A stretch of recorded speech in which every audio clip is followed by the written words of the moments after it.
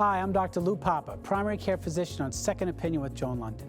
And today on Primary Health, cervical cancer screening. Detecting cervical cancer early allows for early intervention and gives you a greater chance at a cure. And there are three types of screening for cervical cancer.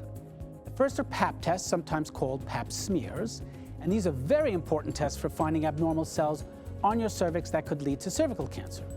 A Pap smear involves collecting cells from your cervix, which is at the lower, narrower end of the uterus, that is just at the top of your vagina, and the Pap test has been the mainstay of cervical cancer screening for decades. But in July of 2020, the American Cancer Society published updated guidelines for Pap tests. And these new guidelines have two major differences from the previous guidelines. One is to start screening at a slightly older age of 25, and the other is to add a type of screening test called an HPV test. So let me explain.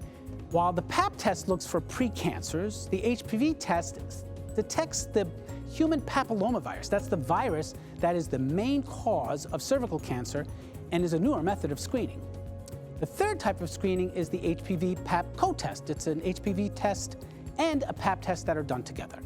An HPV test and a Pap test are done the same way by collecting a sample of cervical cells. Now, while all three tests can find cervical cancer precursors before they become cancer, studies have shown that HPV tests are more accurate and more reliable than the Pap tests.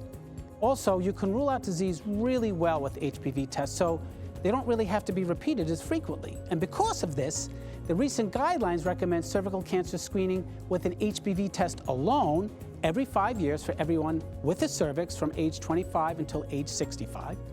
If HPV testing is not available, people can get screened with an HPV Pap co-test every 5 years or the old-fashioned Pap test every 3 years. But this is only if the findings are negative or normal. It may need to be done more frequently if they are not normal. Based on the findings, regardless, and your particular risk profile, your doctor will tell you when you will need your follow-up test.